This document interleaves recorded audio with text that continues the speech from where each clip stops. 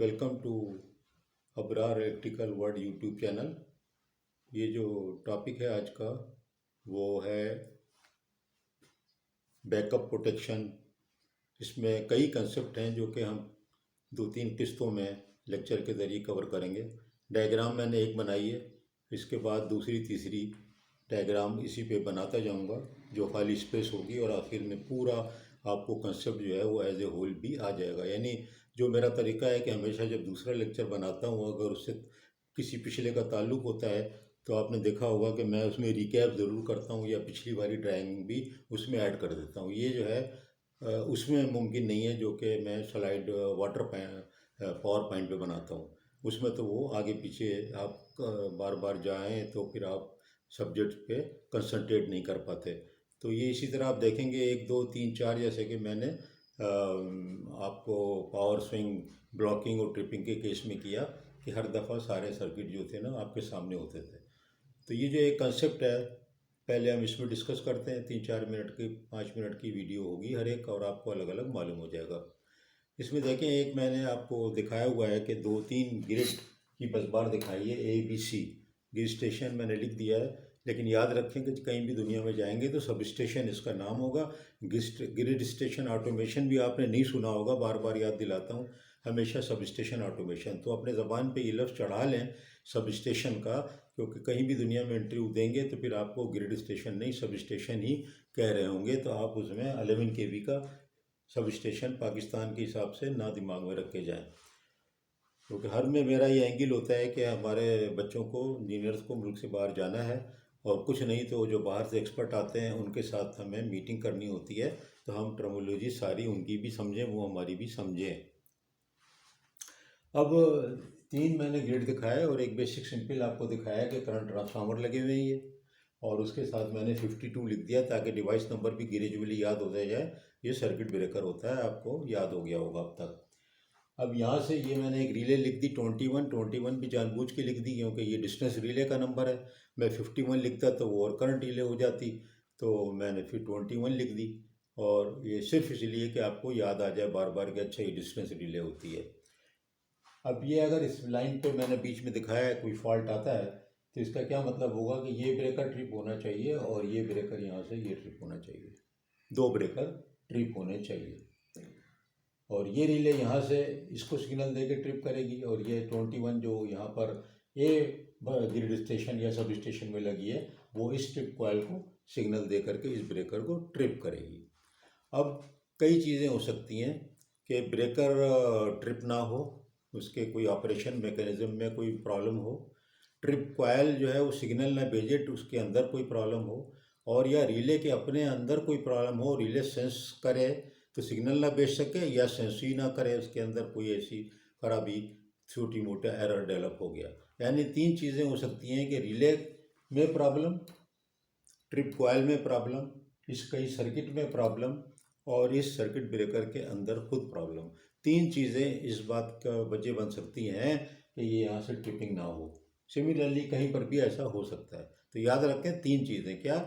Relay और trip coil और circuit breaker. अब जब हम कहते हैं कि रिले बैकअप और ब्रेकर बैकअप, बज़ाहिर तो लगता है ना कि रिले बैकअप का मतलब है कि एक रिले और लगाएंगे, और ब्रेकर का मतलब है एक ब्रेकर और लगाएंगे। ऐसा नहीं, रिले का मतलब तो है बैकअप का कि एक रिले और लगाएंगे, लेकिन ब्रेकर बैकअप का मतलब हरगिज़ नहीं है कि आप 2 ब्रेकर लगाएंगे। और don't get it confuse with the 2 breaker बस बार स्कीम और 1.5 ब्रेकर बस बार स्कीम जो आप लोगों ने पढ़ी है, और आपका वास्ता ही पढ़ा होगा, बहुत जगह है, बावड़ा में भी, NTDC में।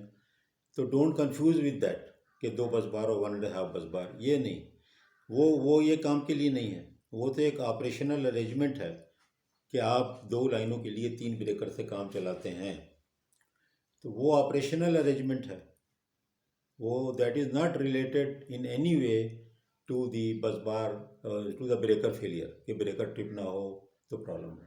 तो रिले बैकअप का तो मतलब है कि एक और रिले हो बैकअप में, लेकिन ब्रेकर बैकअप का हरगिज़ मतलब नहीं है कि एक और ब्रेकर बैकअप में हो। इसका क्या मतलब है? इसका मतलब है असल में ब्रेकर जो बैकअप है, breaker backup breaker backup actually means trip coil duplication. Breaker backup का मतलब क्या है कि ट्रिप कॉइल दो होते हैं, दो ट्रिप कॉइल होते हैं, और ये रिले दोनों को यहाँ से बैक वक्त भेजती है, और कभी 100 या 60-80 मिली सेकेंड का गैप दे देते हैं तो वो दोबारा उस ट्रिप कॉइल को दूसरे वाले को भेजती है और ब्रेकर को ट्रिप करती है। इसके बाद भी तो हो सकता है कि ब्रेकर के अंदर कोई ऑपरेशनल मैकेनिज्म में गड़बड़ हो तो ब्रेकर ट्रिप नहीं होगा, तो फिर उसकी एक अलग पूरा फिलॉसफी है जो कि ब्रेकर फेलियर प्रोटेक्शन में हम देखेंगे 2-3 किस्तों के बाद अलग अलग, और फिर ये सारी डायग्राम यहाँ बनी रहेंगी फॉर योर रेफरेंस। आज के लिए इस वीडियो के लिए सिर्फ इतना है। Relay backup means installation of another relay, clear है वो बात, इंस्टॉलेशन ऑफ अनदर रिले। इसी सीटी से हम एक और यहाँ पर रिले लगा देंगे, एक और रिले लगा देंगे 21, और फिर यहाँ से हम इस ट्रिप कॉइल को भेजेंगे सिग्नल और इसी ब्रेकर को चला जाएगा। ये क्या हो गया, रिले बैकअप, यानी आपने एक रिले की जगह दो रिले लगा दी और ट्रिप कॉइल को या उसी को या दूसरा भी मैंने आपको बताया दो भी हो सकते हैं, होते हैं 220 पे आमतौर पे दो ही होते हैं, GIS में नॉर्मल स्टैंडर्ड ही बन गया है किस्म का, दो आपको दो मिलेंगे हर फेस पे, दो रेड पे दो, येलो पे दो, ब्लू पे दो, 6 यानी कि ट्रिप कॉइल होते हैं। वो यही फिलॉसफी है असल में पीछे, जो आपको दो ब्रेकर नज़र आते हैं ना 220 पे के, 220 पे ज़्यादा एरिया डिस्टर्ब हो सकता है तो ज़्यादा वहाँ पर सिक्योरिटी आपको चाहिए।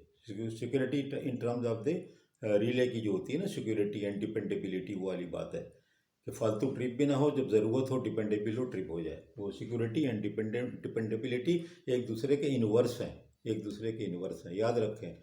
अगर आपसे सवाल हो जाए सिक्योरिटी वर्सेस डिपेंडेबिलिटी, तो अगर सिक्योरिटी बढ़ाएंगे डिपेंडेबिलिटी कम होगी, डिपेंडेबिलिटी बढ़ाएंगे सिक्योरिटी कम हो जाती है। वो अलग से मुझे याद आया था, जो चीज़ मैं थोड़ा सा बता देता हूँ, एक आध मिनट लगता है, आधा मिनट भी नहीं लगता। तो बहरहाल यहाँ तक है, नट शेल क्या है, टेक अवे क्या है।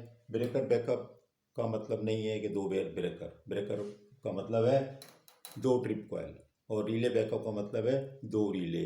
अभी देखेंगे दो रिले किस किस्म की होंगी, उसके अंदर कौन कौन सी टर्म पाकिस्तान में यूज़ हो रही है और नॉर्थ अमेरिका में कौन सी टर्म यूज़ हो रही है, वो सबको हम उसमें डिस्कस करेंगे। बहुत शुक्रिया।